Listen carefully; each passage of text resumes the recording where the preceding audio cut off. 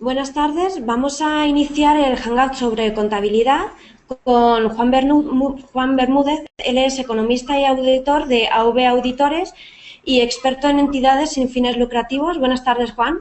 Hola, buenas tardes.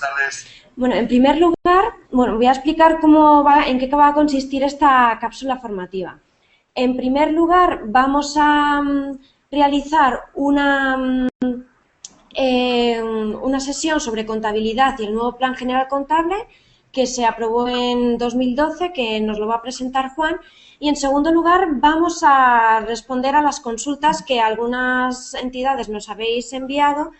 Y muchas gracias a todas las que nos han enviado la consulta. Lamentablemente no podemos responder a todas, pero ninguna se va a quedar sin respuesta. Vamos a iniciar el Hangout sobre contabilidad con Juan Bermúdez.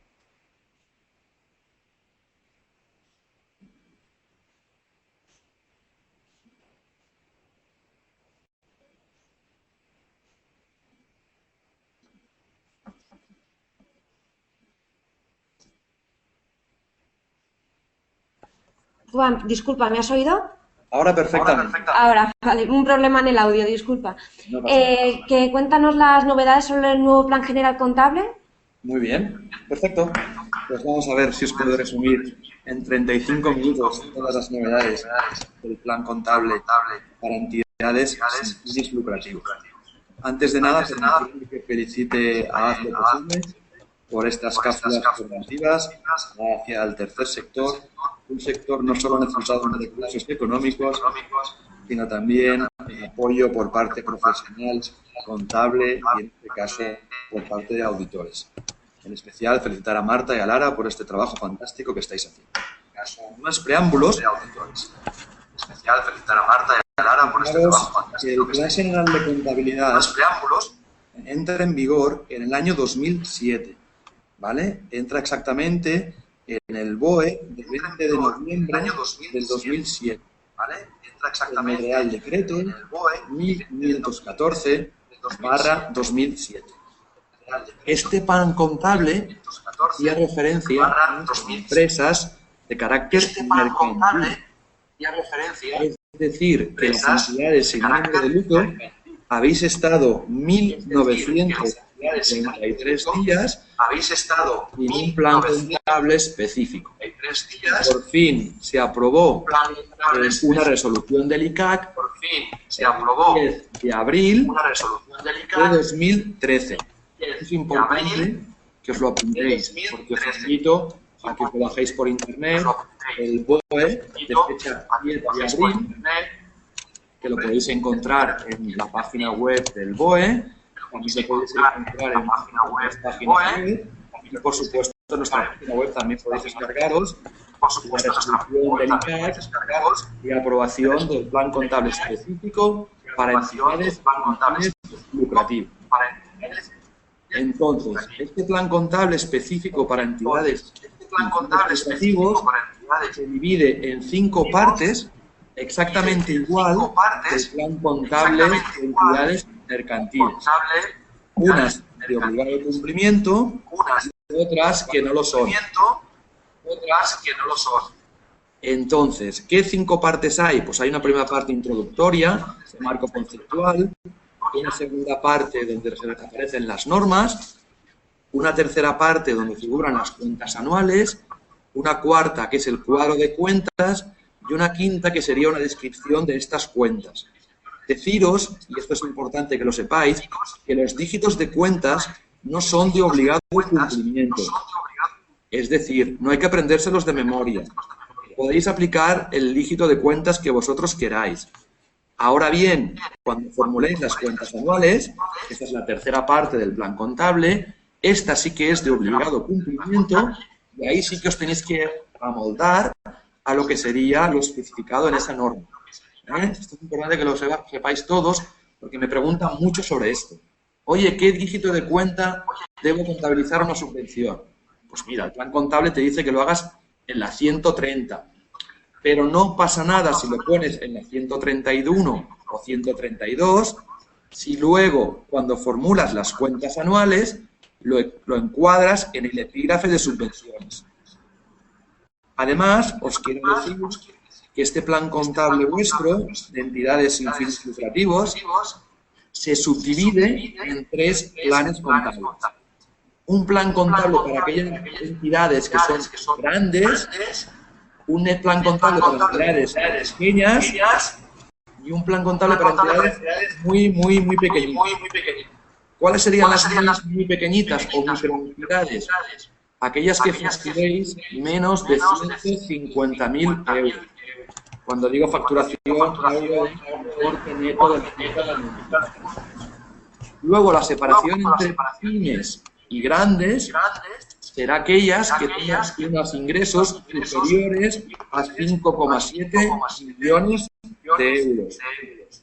El plan de pymes y el plan de grande es muy parecido. Solo se diferenciará en que unos estarán obligados a auditarse, los otros no, y que la memoria de las pymes es más reducida que la memoria que tienen que hacer las empresas grandes. ¿Vale? Y como diferencia respecto a las microentidades, deciros que es un plan contable muy abreviado y que tiene 4 diferencias.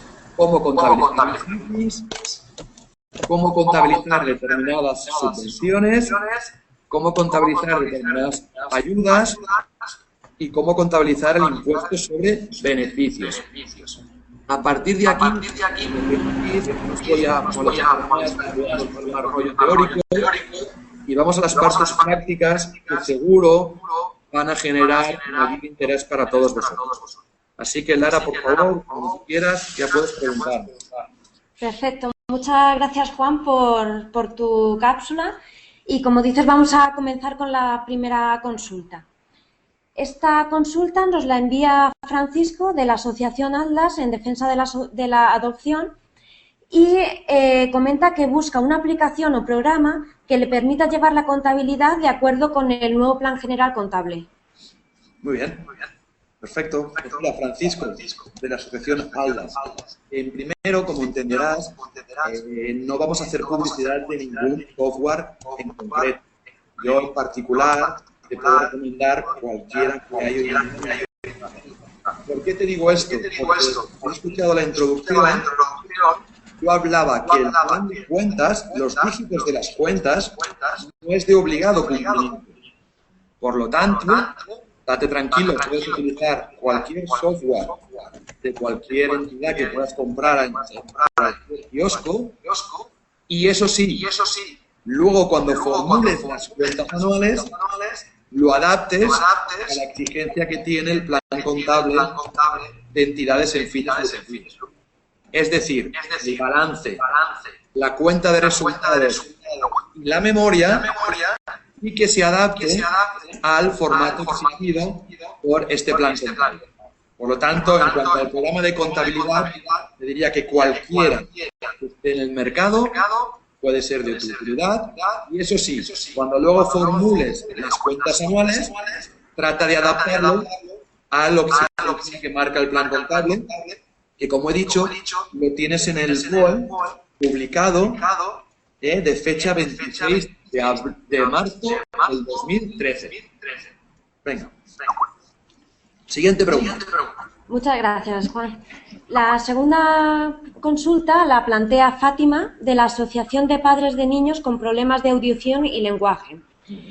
Fátima pregunta, ¿en qué cuenta del nuevo Plan General Contable se recoge un préstamo sin intereses que hace un socio a la asociación? Vamos a ver, Fátima. Esta pregunta redunda otra vez más en mi respuesta. El dígito de cuenta puedes utilizar el que tú quieras. Si bien, luego cuando hagamos las cuentas anuales, las deberemos reclasificar en el epígrafe de operaciones de préstamo con entidades vinculadas. ¿Por qué digo vinculadas? Porque me has hablado de un socio con la asociación, que hay una vinculación directa y entonces debe recogerse como un préstamo como entidad vinculada. Entonces, dos cosas importantes. La primera, saber si el préstamo lo va a devolver a corto plazo o a largo plazo. Si lo va a devolver a corto plazo, irá en la cuenta 51,35. Si lo va a devolver a largo plazo, irá a la parte a la 16,35. Cuanto a los intereses, es importante una cosa que debéis saber todos. Aunque se pacte sin interés, en la contabilidad tienes que reflejar el ingreso financiero y el gasto financiero. De tal forma que la cuenta de resultados es cero, pero tienes que reflejar que ese préstamo ha devengado un interés legal de dinero para el ejercicio en el que se produce. Siguiente pregunta. Muy bien. La tercera pregunta la formula Alicia, de Asociación de Disminuidos Psíquicos 5 Villas. Muy bien. Alicia comenta que en este ejercicio han obtenido un resultado positivo y quieren aplicar el 70% a fines y el 30% a reservas, pero no sabe cómo reflejar en la contabilidad la aplicación del 70% a fines, que si tienen que utilizar una cuenta específica. Muy bien. Buenas tardes, Alicia. Mira, decirte que yo tampoco sé cómo contabilizarlo. ¿Por qué? Porque no hay ninguna cuenta que recoja esto que tú planteas. Lo primero que tenemos que hacer es que durante los 6 meses, que es el tiempo desde el 31 de diciembre hasta el 30 de junio, que se aprueban las cuentas por el patronato, quedará en la cuenta 129, resultado del ejercicio. Una vez el patronato se reúna, decide qué hacer con las reservas. Te recomiendo hagáis una lectura a vuelos estatutos de la asociación o de la fundación. ¿Por qué te digo esto? Porque normalmente las fundaciones y asociaciones tienen acuerdos especiales de reservas estatutarias. ¿De acuerdo? En el supuesto de que esté indicado el importe que tienes que llevar a reservas estatutarias, ahí sí que tienes un dígito contable. En el supuesto que no tuviera reservas estatutarias, dotaremos a reservas voluntarias por el 100% del importe que hayas obtenido de beneficio. Siguiente pregunta. Perfecto. Vale, pasamos a la cuarta pregunta. Esta consulta la formula Víctor, de la Asociación de Familiares de Enfermos de Alzheimer de Soria. Muy bien. Y Víctor pregunta que cómo se puede contabilizar el préstamo a familias de material didáctico o de silla de ruedas que posteriormente se devuelven a la asociación. Muy bien, entendido. Vamos a ver. Víctor, la primera pregunta que tenemos que responder es si este material didáctico y estas sillas de ruedas están en el balance de la asociación y de la fundación. A veces ocurre que determinados activos que se han entregado se han pasado como gasto y no están en el balance. En este supuesto que no estén en el balance activados las sillas de ruedas o el material didáctico, difícil solución tenemos para contabilizar este crédito. Existiría una fórmula que prefiero no explicarte para no confundirte. La fórmula natural, en el supuesto que estas sillas de ruedas estuvieran activadas en el epígrafe de existencias, o en el grupo 3, o en el grupo 2 de inmovilizado, tendrás que hacer el siguiente asiento, y ahora voy a dibujar detrás. A ver si lo veis. Daremos de baja las existencias, en este caso las sillas de ruedas o el material didáctico, con un asiento a la cuenta del dedo, por la cuenta del grupo 2 o del grupo 3. Con esto damos de baja el inmovilizado que hemos activado. Y la contrapartida será la cuenta de créditos contra terceros, que si nos lo va a devolver dentro del año en una cuenta 53,25, y si nos lo devuelve dentro de unos años, irá a la cuenta 25,25. Cuando estos señores te devuelvan las sillas de ruedas, ¿qué asiento haremos? Volverá a entrar en el balance las existencias y mataremos el crédito. De tal forma que las ventas, si te fijas, queda compensado. En este caso, al igual que en la anterior consulta, deberíamos valorar si se tendrían que contabilizar los intereses de ese crédito. Es un tema complejo, que prefiero no meterme ahora mismo, pero que también deberéis valorarlo en función de la valoración de las sillas de ruedas, el tiempo que estos señores tienen estos activos y si finalmente lo acaban devolviendo o no. Que podría ocurrir que a lo mejor lo devuelven o lo devuelven en mal estado y en este supuesto se podría producir una pérdida por inmovilizado. Entiendo que así ya quedaría contestada tu pregunta. Perfecto. Muchas gracias, Juan. Nada. Y pasamos a la quinta pregunta. La formula Patricia de Alcer Alicante. Patricia comenta que han recibido subvenciones, que les han concedido subvenciones, pero que no se le han pagado. En ese caso, ¿cómo se contabilizarían? ¿Solamente cuando las reciben o teniendo en cuenta la fecha de resolución, aunque tarden en pagar varios años? Muy bien, entendida la pregunta. Buenas tardes, Patricia, de Alcer Alicante. Saludos a nuestros amigos de Alcer Valencia, a los que tengo mucho cariño y además son clientes nuestros. Te explico, esta pregunta me gusta mucho que me la formuléis. ¿Por qué? Porque las subvenciones es un aspecto que en el plan contable de entidades sin fines lucrativos es muy relevante.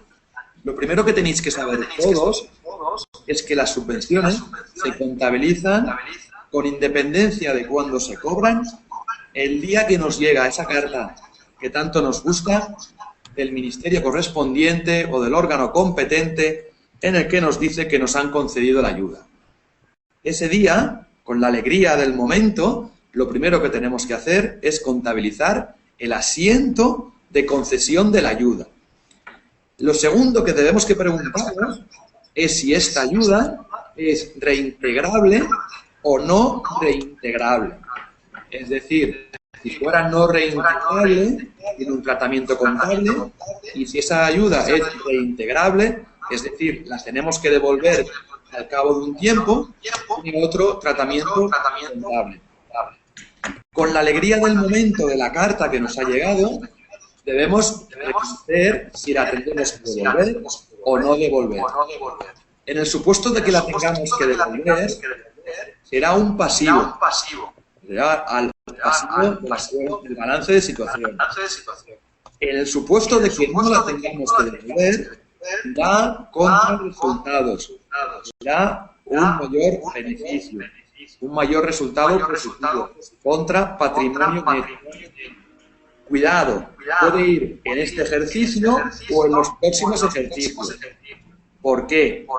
Porque a veces nos piden una ayuda para un gasto determinado y este gasto nosotros no lo hacemos de golpe en el 2013, lo haremos a lo mejor en el 2013, 2014, 2015, 2016. Es muy importante que se haga lo que se llama correlación de ingresos y gastos. Es decir, la pasamos a ingresos a medida que vayamos pasando los gastos. Porque si no lo hacemos bien y lo ponemos todo a ingresos en un año, nos encontraremos que este 2013 hemos sido muy buenos, en el 2014, 2015 y 2016, es cuando a lo mejor llegan los gastos, y habremos sido muy malos, porque tendremos el gasto y no el ingreso. Entonces, importante en aquellas subvenciones no reintegrables hacer lo que se llama verificación de ingresos y gastos. Imputar los ingresos del año con los gastos correspondientes. En aquellos supuestos de subvenciones reintegrables, es decir, las que tenemos que devolver, ya no nos gustan tanto, pero que también nos alegran el día, es importante que las contabilicéis como pasivas. Y dentro del pasivo, como todos sabéis, hay pasivo corriente y pasivo no corriente. El pasivo corriente será aquel que devolveremos dentro del año. Es decir, si nos han dado 100.000 euros en 10 años, tendremos como pasivo corriente los 10.000 euros. Y los otros 90.000 euros los pondremos como pasivo no corriente. Las cuentas donde se disfrutan las subvenciones son dos. Aquellos supuestos de subvenciones reintegrables, las subvenciones que tenemos que devolver, van a la cuenta 130. Si el que nos lo concede es un organismo público. En el supuesto que no sea un organismo público, irán en la cuenta 132. Este es un tema muy bonito y que seguro que vais a preguntar más en los próximos meses. Pero es importante diferenciar si es reintegrable o reintegrable y marcar eso y el gasto en el mismo ejercicio. Cuando nosotros hacemos muchas veces las auditorías, nos encontramos que esa correlación de ingresos y gastos no se produce y tenemos que poner salvedades.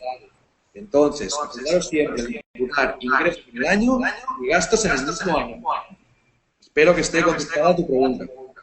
Siguiente pregunta. Muy bien. Bueno, vamos a por la sexta y ya última pregunta. Esta la formula Fernando del Centro de Desarrollo Rural El Villar. Fernando comenta que el programa de facturas no hace las mismas facturas les hace las mismas facturas con diferencias de céntimos con respecto a la cantidad que realmente se ingresa. ¿Cómo tienen que contabilizar esa diferencia? Muy bien, muchas gracias. Vamos a ver, Fernando. La pregunta que me haces es fácil de contestar. Mira, antiguamente existía una cuenta de plan contable de empresas que recogía lo que se llamaban los contratos y diferencias de caja y demás. El nuevo plan contable, afortunadamente, esto ya no lo recoge. ¿Por qué? Entiendo que esas operaciones no deberían producir. Es decir, tendrías que hablar con el programa de facturación de tal forma que esto quede compensado y quede el mismo importe. Lo que me estás explicando es más un problema informático que un problema contable. Y que además me recuerda aquella película de Tom Cruise que precisamente hablaba de las diferencias en las facturas de determinados letrados.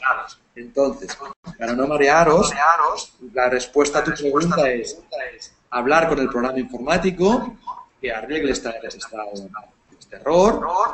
Y tú, en tanto y cuando no lo tengas arreglado, yo lo que haría sería modificar la factura y dejarla solo con el importe que realmente cobras. De tal forma que ya no tengas estas diferencias de decimales, que en principio solo debería ser de 2 decimales. Recuerdas que a nivel nacional y a nivel de euro, por mucho que las facturas se registran a 2, 3, 4, hasta 8 decimales, en los registros contables solo deben haber 2 decimales. Y mejor no contabilizar estas diferencias en ninguna cuenta, porque el plan contable nuevo, sabiamente, no recoge esta cuenta. ¿De acuerdo? Espero que con esto tengamos respuesta a tu pregunta. Bueno, pues muchas gracias, Juan, por tu cápsula, tu formación y por tus respuestas a las 6 consultas que hemos planteado. Lamentamos no haber podido plantear las otras que nos habéis mandado, pero no os preocupéis, van a obtener respuesta a través de la web, o en el caso en que tengáis alguna consulta privada que queráis plantear a Juan o al resto del equipo asesor, ya sabéis que lo podéis hacer entrando en su perfil de asesor y contactando directamente con ellos. Y bueno, pues encantados de hacer esta cápsula y bueno, nos seguimos viendo por la web y en nuevos proyectos. Felicitaros, gracias, Lara y Marta, por el proyecto que estáis desarrollando. Podéis contar conmigo cuando necesitéis más consultas. Sabéis que estoy a vuestra disposición.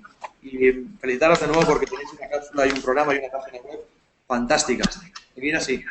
Muchas gracias, Juan. Adiós. Hasta otra. Adiós.